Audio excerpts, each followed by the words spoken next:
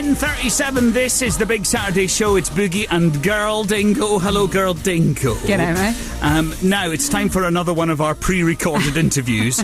We're kind of having to fess up today because Dingo's wife went into labour yesterday, and she gave birth this morning to a little girl called Sophie. So the interviews that we did earlier in the week, when it was just Dingo and I, obviously we're going to still play them out, but we're just going to have to fess up and say this is pre-recorded. Exactly. Most of them are. If you're ever listening to the show and you hear an interview, it's not live. No, you're not allowed to talk to people live. No, in case I swear. The Big Bad Saturday Show with Boogie and Dingo. So, it was on Monday of last week. The Manic Street Preachers came by to tell us about their new stuff. James and Nicky, the Manic Street Preachers, are here. Hello. How are you, Howdy. Right. Now, you guys, you've got a new album coming out in September, and the single's coming out on the 13th of September. We love the single. It's really, really radio-friendly, isn't it? Really pop-rocky. Do you like that label?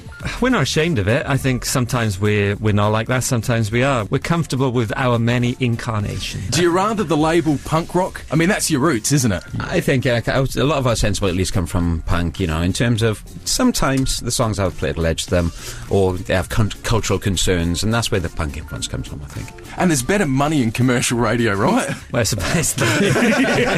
We're not denying that. So cynical for someone so young. Jeez. Now, I read an interesting... In fact, it was an interview I saw with you, Nicky. Yeah. And it was on Tina Park last year, 2009. Oh, look out. When you... I don't know if you remember much about this interview, but you were interviewed, and it was filmed, and I was watching it on YouTube, and you hadn't played Tina Park for 10 years. That's right. Between 1999 and 2009.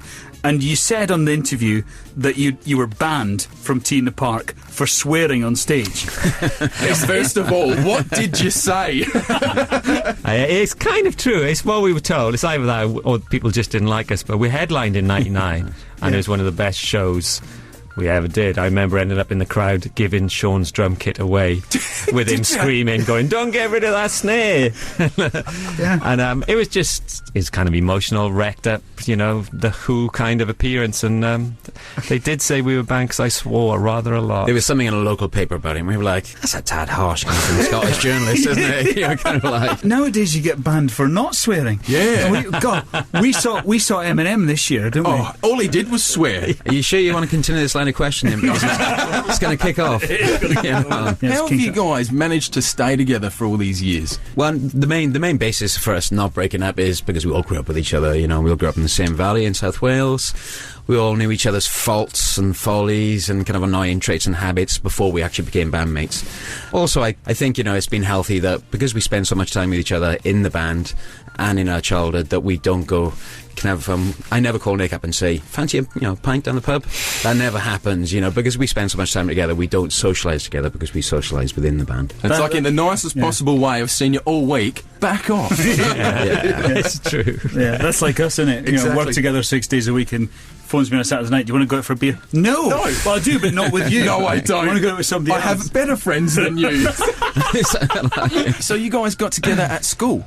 Well, me and James were in the same class from the age of 5. 36 years ago, that is. So yes. God, you must be proper sick of each other now. What's in the water in Wales? Because Wales has some of the best singers around. I mean, you guys must be drinking something, right? Do you ever meet Catherine Jenkins? Yeah. Same reaction, yeah. God, we met Catherine Jenkins, didn't we? Wow. I couldn't speak to her. I kept tripping over my tongue. Unbelievable. We're going to play the new single, but only if you win the game. That's right. So if you're up for playing it, it's called Manic Street or Backstreet. So we've got 5 clips of music. It's either going to be a Manic Street song. You have to score 5 out of 5. Or it's a Backstreet Boys song, all right? Okay. Right, gotcha. Might be harder than you think. Okay, ready? All right, here we go. Here's the clip first one. 1. Manic Street Preachers. Yes. 1 out of 1. If you tolerate this. Backstreet. Yes, it is. 2 out of 2, right. Number 3. Backstreet Boys. Yes, it is. Is that your final answer? Yes. It's similar to one of ours, but it's Backstreet. Yes, it is. Yeah, right. 3 out of 3. Number 4.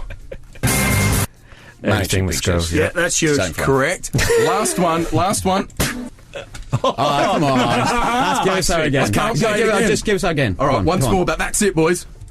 Backstreet Boys. Yes, it is. It is, right? Well done, Manic Street Preachers. Here comes the new single. Hello, I'm Nicky. Hello, this is James Bradfield from the Manic Street Preachers. This is our new single. It's not war, just the end of love. On the Big Bad Saturday Show.